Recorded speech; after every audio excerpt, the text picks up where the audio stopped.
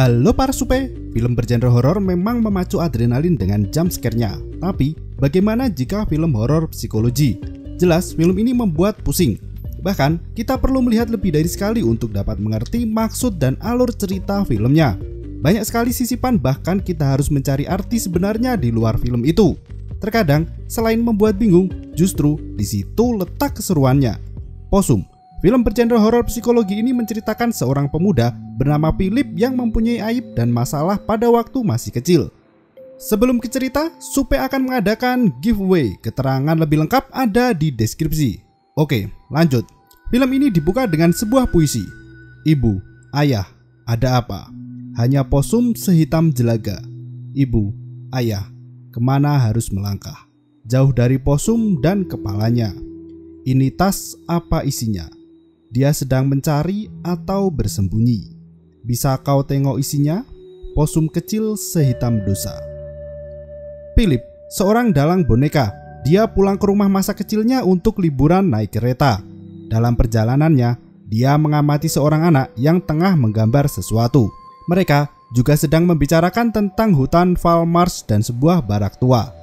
Sebelum kereta berhenti, Philip mencoba mendekati anak itu dan memaksa untuk melihat gambarnya. Tapi anak itu menganggap Philip aneh dan pergi keluar begitu saja. Dengan tas besar di tangannya, Philip melanjutkan perjalanan menuju rumah masa kecilnya. Dia masuk dan meletakkan tas itu di lantai. Terlihat ekspresi trauma dengan kejadian masa kecilnya, dan diperlihatkan sekumpulan balon oranye dan kuning yang ada asap hitam yang mulai menyelubunginya. Balon ini menurut saya menggambarkan keceriaan dan bahagia, dan asap hitam bagian dari ketakutannya. Semakin Philip menelusuri rumah itu, asap menjadi semakin banyak. Di dalam kamar, Philip menemukan buku miliknya dengan gambar menggunakan tinta hitam. Philip pun kembali ke lantai bawah dan menemui tas miliknya sudah menghilang. Dia pun mencari Maurice, pamannya. Tas miliknya pun ketemu dan berada di atas meja. Dia segera menghampiri tas dan membawanya ke halaman belakang. Terlihat kaki laba-laba ketika Philip mengeluarkan benda itu dari tas dan memasukkannya ke sebuah tong. Seekor rubah melihatnya melakukan itu dan Philip kembali masuk ke rumah dengan tas yang diletakkan di dekat pintu.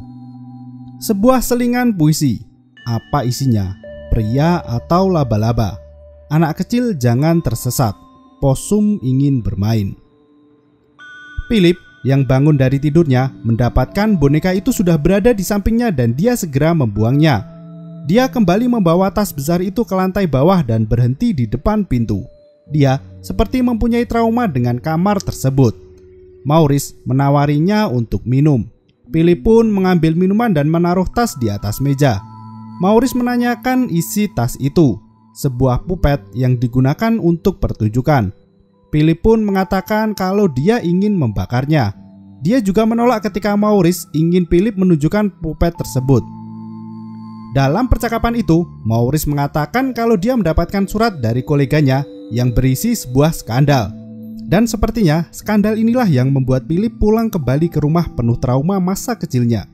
Maurice juga mengatakan kalau Philip tidak akan mendapatkan sesuatu dari dalam toples yang ada di lemari. Philip pun beranjak pergi sembari mengatakan kalau tempat ini menjijikan. Philip kembali bersantai dan sembari ngudut di sebuah taman. Dua ibu-ibu datang dan melihat tingkah aneh Philip. Kaki laba-laba itu terlihat keluar dari tasnya. Dia pun segera membawa tas itu ke sebuah hutan dan kembali ngudut di pinggir danau. Sebuah selingan puisi. Lihatlah possum, dia berbohong. Anak-anak, lihatlah matanya yang tak bernyawa. Lihat kaki dan lidah jahatnya. Saat dia bangun, awasi dia berlari. Philip mendengar seseorang memanggil namanya. Dia berlari mengambil tas yang ternyata kaki laba-laba itu sudah keluar sebagian. Dia pun pulang ke rumah dan malam harinya Philip ingin meminjam alat milik Maurice. Maurice menunjukkan sebuah boneka dan menanyakan kepada Philip apakah dia mengingat yang satu ini. Melihat dari ekspresi Philip ini, dia mempunyai trauma dengan boneka itu. Dia pun mengatakan kalau kemampuan bonekanya diturunkan dari ayahnya. Philip dengan tegas mengatakan kalau kau bukan ayahku, Maurice. Sebuah berita di televisi memberitakan kalau polisi sedang menyelidiki hilangnya anak berusia 14 tahun di hutan Valmars. Tapi berita itu terpotong oleh TV yang hilang sinyalnya. Hari berikutnya, tas besar kembali dibawa Philip. Dia bertemu dengan dua orang pemuda yang tiba-tiba mengatakan, "Kaukah orang itu, cabul?" Philip hanya terdiam mengamati mereka. Sepertinya ini ada hubungannya dengan berita di TV. Dia mengamati sekolahnya dahulu dan seseorang datang untuk mengusirnya karena Philip terlihat mencurigakan. Philip pergi ke hutan dan terus masuk ke dalam. Dia berniat untuk menaruh tas dan membukanya, tapi kembali terhenti ketika dia mendengar seseorang memanggil namanya. Philip pun pergi dan membuang tas itu ke sebuah jembatan yang di bawahnya ada sungai kecil.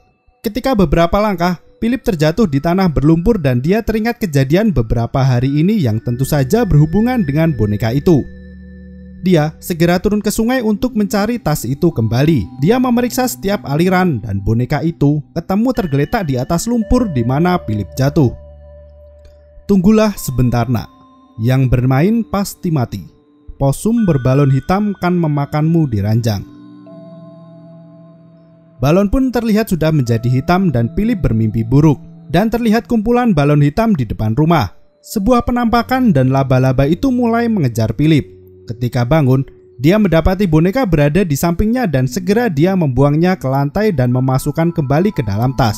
Philip yang sudah berganti baju, dia turun menuju lantai bawah. Di sana, Maurice menyuruhnya untuk masuk ke dalam dan menawari sesuatu di dalam toples. Philip pun menanyakan isinya yang dijawab oleh Maurice seperti biasanya, dan Philip pun menolaknya. Maurice memaksa Philip untuk menceritakan kisah rubahnya, di mana dulu dia dan teman-temannya bermain di ujung jembatan dekat rawa. Philip membuat sebuah sarang. Mereka menemukan seekor rubah. Rubah itu terlihat sedang menelan sesuatu karena tubuhnya bergetar seperti hendak sekarat. Anak-anak yang lain menendangnya seperti bola dan yang dimakan terjebak sampai rubah itu mati.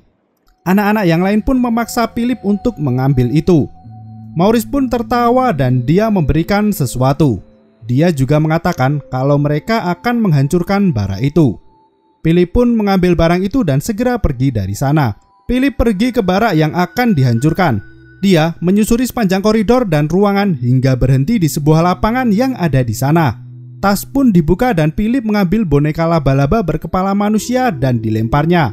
Philip pun memukuli boneka itu hingga hancur dan dimasukkan kembali ke dalam tas yang kemudian membuangnya ke sebuah kolam limbah. Philip pulang dan menemukan sebuah koran tergeletak di meja. Berita di koran itu berisikan tentang seorang anak yang diculik. Malam harinya, Philip mendengar Maurice membaca posum milik Philip Connell. Dia menanyakan dari mana Maurice mendapatkan buku itu dan Philip berusaha merebutnya. Maurice mengatakan kalau dia tidak tahu kalau Philip bisa menggambar, dan Philip mengatakan kalau Maurice tidak akan melihatnya lagi. Maurice pun tertawa dan memberitahu kalau jalur kereta rusak dan orang-orang sedang membicarakan tentang anak yang diculik. Philip kembali membuka lembaran di bukunya mengenai posum yang digambarnya dan dia pun tidur kembali. Pagi harinya, dia pergi ke stasiun dan tidak menemukan orang di sana.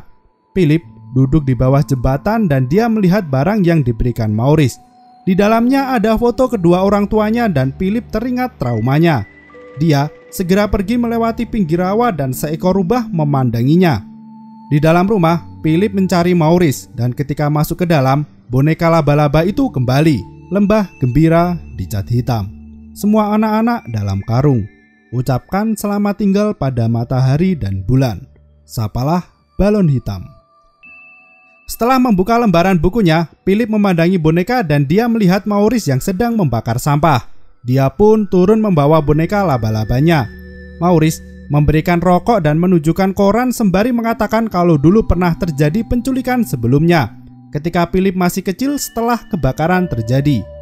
Philip pun kemudian membakar boneka itu dan dia menangis.